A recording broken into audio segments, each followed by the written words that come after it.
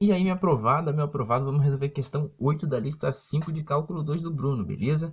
A questão fala o seguinte, ó, se a diagonal, né, de uma caixa retangular, ou seja, não dá as medidas específicas, né, vale L, qual é o volume máximo, né, dessa caixa? Tranquilo? Então é o seguinte, ó, a gente vai ter uma função volume, né, que é uma função volume de x, y, z, como a gente já viu em outros problemas, né, que é dada por x vezes y vezes z. Tranquilo? E a gente tem uma equação para a nossa diagonal. Quanto que vale L, essa diagonal? Bom, como é que a gente calcula? Caso você não lembre a formulinha, né, é interessante a gente deduzir ela aqui rapidinho. Bom, eu tenho que pensar o seguinte, essa diagonal, corta o cubo no meio, tranquilo? E, ó, eu tenho uma outra, vamos dizer, não é bem uma diagonal, é uma diagonal, mas é a diagonal desse quadrado, de lados y e x, tranquilo? E pensa o seguinte, ó, eu tenho um triângulo retângulo formado aqui, né? Beleza? E tem um outro triângulo retângulo formado aqui, ó. Tranquilo? Então, nesse primeiro triângulo retângulo, cujo ângulo reto é esse aqui, você percebe que a diagonal L é a hipotenusa desse triângulo. Tranquilo? E que a hipotenusa do triângulo, né? Essa é a hipotenusa azul desse outro triângulo, desse ângulo reto aqui, ela serve de cateto, né? Do triângulo cuja hipotenusa vale L. Então vamos lá. Como é que eu calculo, né, o L? O L, que é a hipotenusa desse triângulo, ele pode ser a raiz quadrada, né, da soma do quadrado dos catetos. Então eu tenho um cateto oposto, né? Beleza? No caso, esse ângulo L aqui. Vamos supor que eu tenho outro ângulo aqui, θ.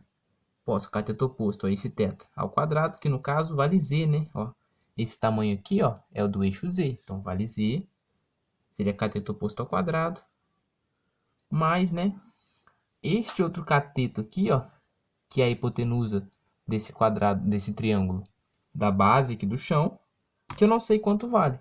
Mas aí, como ele é uma hipotenusa também, o que eu vou chamar de h, h pode ser escrito também como o quadrado desse cateto aqui, ó, x, somado com o quadrado desse aqui, né? E a gente tira a raiz, beleza? Aqui é y, aqui é x. Então, h vai ser igual a raiz de x ao quadrado mais y ao quadrado, que é essa hipotenusa que serve de cateto, né, do triângulo cuja diagonal vale L. Então, h ao quadrado, que seria o outro cateto, né, teria um cateto z, seria z ao quadrado, mais h ao quadrado. Se h é essa raiz, né, o ao quadrado vai excluir essa raiz, ó, x ao quadrado mais y ao quadrado. Então, aqui é a minha expressão para diagonal L.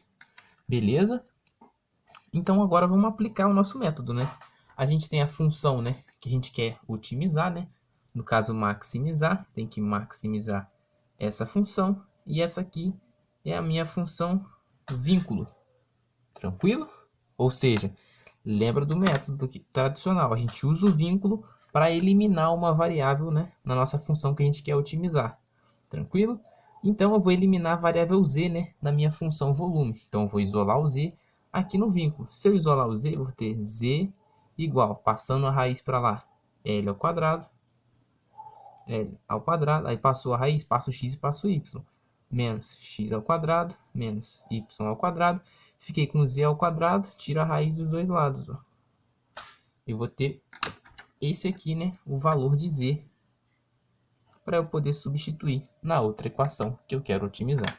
Tranquilo? Substituindo ali, né, eu vou ter assim, ó, v agora de xy vai ser igual a quê? Bom, x vezes y vezes z, que é raiz de L ao quadrado menos x ao quadrado menos y ao quadrado.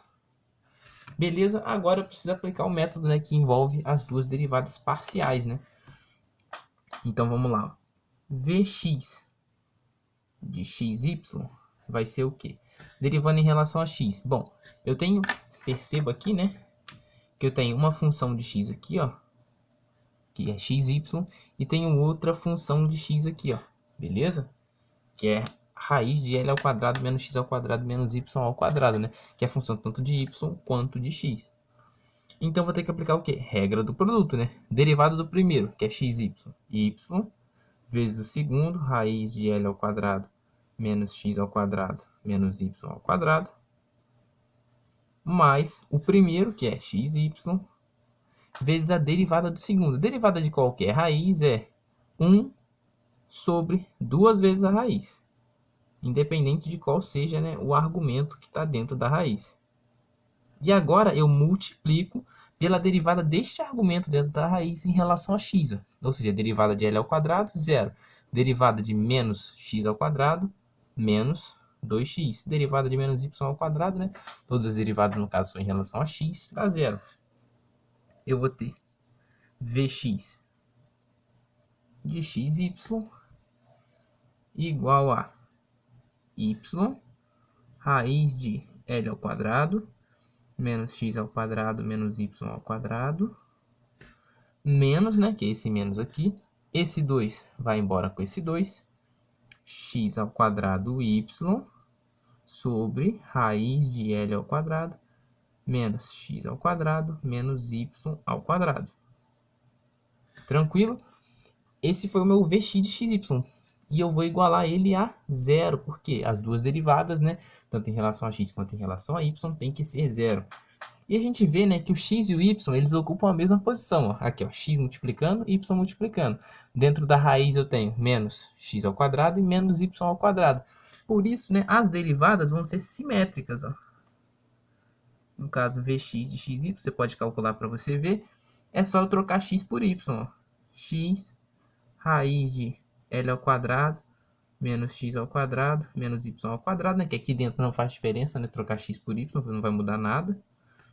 Menos aqui que era x ao quadrado y, vai ficar assim, ó, y ao quadrado x. E aqui no denominador, novamente, não faz diferença, né? Eu trocar x por y. Mas no caso, eu deveria trocar se fosse diferente. Igual a 0, beleza? Montei, né, o meu sisteminha com as duas derivadas. Aí, o que eu faço? Bom, vou olhar para as duas, né? E percebo o seguinte, se essas derivadas são simétricas, né? Ou seja, x e y ocupam a mesma posição, trocando x por y na equação de cima, e y por x também, né? Eu obtenho a equação de baixo, ó. Aqui, se eu no lugar de y colocar x, fica igual a da de baixo. Se no lugar de x aqui eu coloco y, fica igual a da de baixo. Se no lugar de y eu coloco x, fica igual a da de baixo. Tranquilo? Então, a gente cai no nosso velho caso conhecido da simetria x igual a y. Beleza? Caí no caso da simetria. Aqui a gente já sabe como resolver, né? Coloca tudo em termos de uma variável só, descobre o valor que vai ser igual ao da outra variável também. Então, vou passar, né? Colocar tudo em termos de x. E vou passar esse lado, esse segundo termo aqui para cá. Vou ficar assim, ó. Y raiz de L ao quadrado menos x ao quadrado menos y ao quadrado vai ser igual... Opa, no caso seria aqui x, né? X ao cubo, né? Que aí eu colocaria aí no lugar de y x sobre raiz de... Poderia colocar aqui, ó, menos 2x ao quadrado, né? Deveria ter feito isso aqui também. Mas não tem problema, vai dar a mesma coisa. Vai ficar assim, ó, x. Passa esse aqui para lá multiplicando. Vou obter L ao quadrado menos 2x ao quadrado, né? Que vai eliminar raiz com raiz, né? Isso aqui, menos x ao quadrado menos y ao quadrado é menos 2x ao quadrado. Isso vai ser igual a x ao cubo. Divido os dois lados por x, né? Considerando já x distinto de zero. L ao quadrado menos 2x ao quadrado igual a x ao quadrado. Tranquilo? Vamos lá então. Ó. Esse menos 2x ao quadrado passa para lá. Eu vou ter 3x ao quadrado igual a L ao quadrado. X vai ser igual a raiz quadrada de L ao quadrado sobre 3, né? Racionalizando aqui, eu vou ter x igual a L raiz de 3 sobre 3. Isso, né, também é igual a y. Tranquilo? Então, é o seguinte, descobri x e y. O que eu faço quando eu descubro x e y pelo método tradicional? Volto lá no vínculo. Beleza? Volto lá no vínculo e jogo os valores encontrados para x e para y, tranquilo? Aí jogando esses valores, né, eu vou conseguir obter de volta o valor de z, beleza? Então vamos lá, ó. Meu vínculo era para L, né? Eu tinha o seguinte, ó, L seria igual a raiz, né, eu vou fazer maiorzinho, de z ao quadrado, mais x ao quadrado. Bom, x ao quadrado é o quê? L raiz de 3 sobre 3 ao quadrado, tranquilo? Mais y ao quadrado. Só que y ao quadrado é igual a x ao quadrado. Então, em vez disso, né, eu teria assim, ó, 2 desse aqui, já que x e y são iguais, né? Aí fica mais fácil de calcular. Já vou passar essa raiz para lá, ó. Vou ficar assim, ó.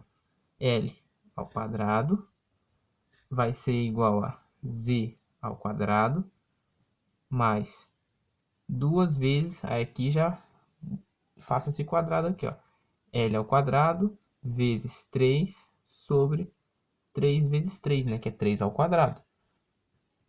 Vou ter L ao quadrado igual z ao quadrado, esse 3 corta com esse 3, mais 2 L ao quadrado sobre 3. Aqui, como eu tenho L ao quadrado, né, sobre 3, convém que eu coloque um sobre 3 aqui também, ó, para eu poder trabalhar melhor. Então, só fazer assim, ó, 3 sobre 3, que é 1. Beleza? Então, eu passo esse 2 terços, né, de L ao quadrado para lá, subtraindo, né? 3 terços menos 2 terços dá 1 terço, né? Dá L ao quadrado sobre 3. Isso vai ser igual a z ao quadrado. Tirando a raiz, né? E racionalizando, a gente vai ter que z vai ser L raiz de 3 sobre 3 também. Beleza? Então, eu vou ter x igual a y igual a z igual a L raiz de 3 sobre 3. Isso implica dizer que a caixa, né, que tem diagonal L, ou seja, uma diagonal qualquer, ou seja, qualquer caixa, né, porque toda caixa tem uma diagonal, qualquer caixa retangular, que tem a diagonal L, claro, que é uma expressão genérica para diagonal, tem seu volume máximo quando é um cubo, ou seja, quando os 3 lados são iguais, beleza? Então, né, se você gostou desse videozinho, confira também onde eu resolvo por multiplicadores de Lagrange. Eu vou colocar aí também, né? Não fiz tudo no mesmo vídeo, porque essa questão é um pouquinho grande. Então, confere outro vídeo onde eu resolvo pelos multiplicadores de Lagrange, né? Para a gente chegar no mesmo resultado, né? Por 2 métodos diferentes, beleza? Então é isso. Até o próximo vídeo. Valeu!